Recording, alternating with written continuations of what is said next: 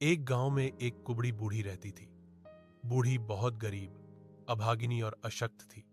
उसके घर में कुछ नहीं था, केवल दो बेटे और दो बहुएं थीं। बेटे गरीब होने के कारण घर चलाना कठिन था, इसीलिए मुख्य सहारा दो बहुओं का परिश्रम था। इन दो बहुओं का स्वभाव अलग था। बड़ी बहू आलसी, गुस्सैल और चिड़चिड़ी थी। वह सास को तुच्छ समझती थी, गाली देती थी और कभी भी काम में मदद नहीं करती थी। उसके मन में करुणा या सहानुभूति नहीं थी। छोटी बहू शांत, विनम्र, मेहनती और दयालु थी।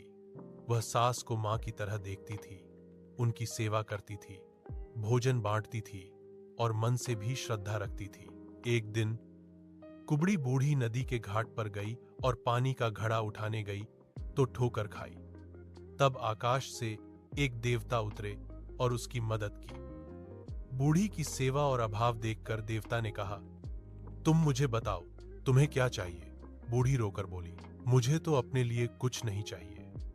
मेरी दो पत्नियां हैं, उनकी किस्मत अलग अलग है। तुम उन्हें उनके हक के अनुसार दो।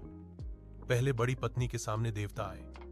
देवता उसे आशीर्वाद देना चाहते थे तो वह अहंकार से बोली, मुझे बहुत सारा धन, संपदा, गहने, नौकर चाकर, महल दो।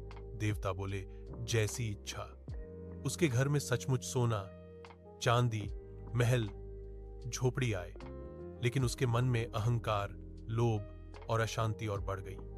वह सास की ओर अवहेलना करने लगी, गरीब पति की अवहेलना करने लगी और उसके घर में सुख के बजाय विवाद और क्लेश बढ़ गया। फिर देवता छोटी बहू के सामने आए। छोटी बहू विनम्रता से बोली, मुझे कुछ नहीं चाहिए, बस मेरी सास अच्छी रहे, हमारा परिवार शांति और प्यार से भरा रहे। देवता ने उसकी मन की सच्चाई और दया के लिए उसे आशीर्वाद दिया। हालांकि उसके घर में ढेर सारा धन नहीं आया,